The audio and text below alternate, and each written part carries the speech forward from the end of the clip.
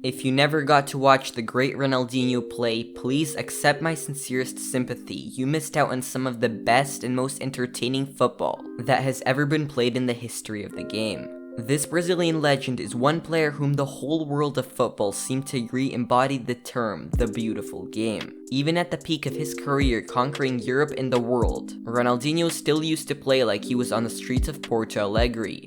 Is he the greatest player of all time? Maybe, maybe not. Was he the most prolific player? Certainly not. Even his then teammate Ronaldo de Lima put up more numbers than him. But surely he was the most entertaining football player of his generation, and perhaps of all time. Many people currently in their 20s and maybe even early 30s would admit that they started watching football and became really invested in it because of this fine footballer. And no, we're not just talking Brazilians, we're talking about people all around the world. The Americas, Africa, Europe, Asia, everywhere. Ronaldinho was a phenomenon. But before we start, make sure to smash a like on the video and consider subscribing, as it would massively help out the channel, but of course that's totally up to you, so no pressure. Anyways, just how good was Ronaldinho and what was his story?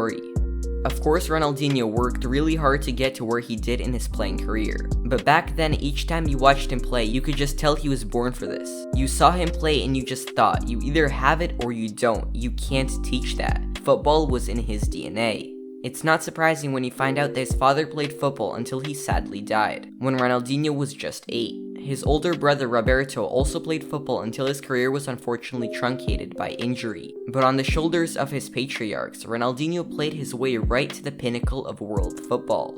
And he started his journey on the streets of Brazil right from when he was a child, little Ronaldo. At just 8 years of age, Ronaldinho was already playing in youth matches. He was always the smallest in the group, and this earned him the nickname Ronaldinho. The ending of that word, inho, means small, so he was basically small or little Ronaldo, and the name just stuck with him from then on. Coupled with playing football, Ronaldinho also spent a lot of time in his formative years playing futsal. You have 5-a-side teams playing against each other in a small space, so to excel you had to learn incredible touch and close control. This is where Ronaldinho was able to develop his unique and beautiful playing style. He said it himself that throughout his professional career as a footballer, his ball control remained very similar to that of a futsal player. No wonder the European defenders could do nothing to get the ball from this man.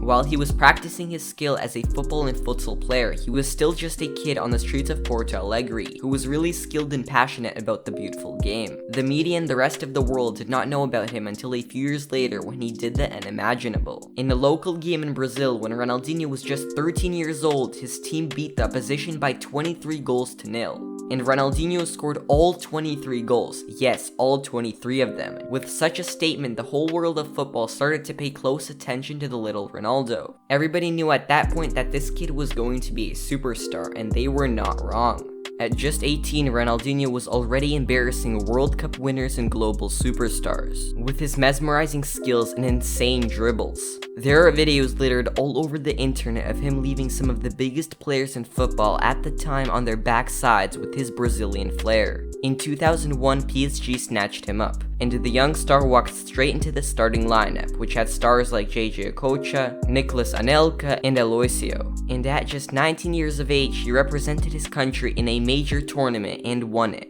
And it was in that tournament, the Copa America 1999, that he, Ronaldo de Lima, and Rivaldo had their first showing as a trio, and they were dubbed the 3 Rs. In 2002, he was selected to represent Brazil in his first ever World Cup. He, along with the other Rs that made up the trio, were some of the biggest stars to look out for going to that tournament. And boy did he shine bright. Ronaldinho played 5 games in that tournament and had 5 direct goal contributions.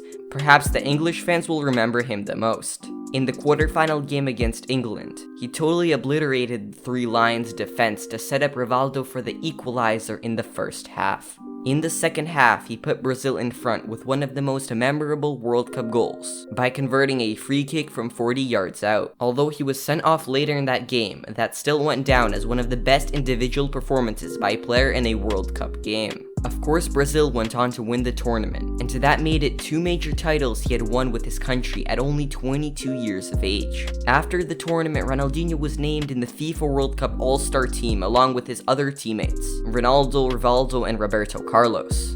The following year, Ronaldinho signed for Barcelona for €30 million, which was a lot of money at the time. And there in Barcelona, the superstar really matured as a football player. In just 1 year after signing for the Spanish Giants, he won his first FIFA World Player of the Year award, and began to seal his status as one of the greatest players of all time. And then at just 24, he made it into the FIFA 100 list, which is Pelé's list of the 100 greatest players alive at the time. In 2005, Ronaldinho was the biggest football star on the planet. He won the very first FIFA Pro World Player of the Year award and was named FIFA World Player of the Year for the second time, and won the Ballon d'Or and Ons d'Or for the first time too. He was also named in numerous Teams of the Year, including the FIFA Pro World XI and the UEFA Team of the Year. It was like the Brazilian midfield maestro was at the peak of his powers in the year 2005. But he wasn't even done yet. In 2006, Ronaldinho led Barcelona to their first UEFA Champions League title in 14 years.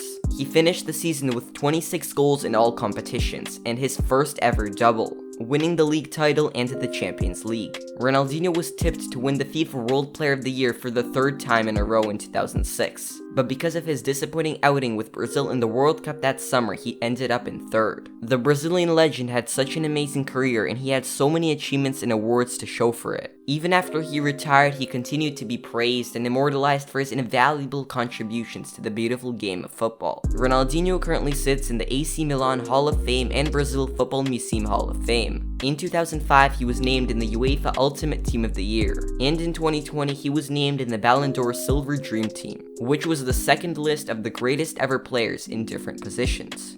We could go on and on about how much Ronaldinho achieved while he played or even after he had hung up his boots, but you just may never fully grasp how good he was if you never watched him play. This man who always had a big smile on his face when he played was loved by all, not just by Brazilian fans or fans of the club that he played for, but also by opposing fans, by players both past and present, and even by referees. Ronaldinho was that guy that you just couldn't hate. He was a true entertainer, and many who watched him play and truly enjoyed him say that there will never be anyone like the great Ronaldinho again. So how good was Ronaldinho? Perhaps better than you could ever imagine. And if you enjoyed this video, remember to smack that like button, and if you want to see more football videos like this, feel free to subscribe, and I'll see you in the next one.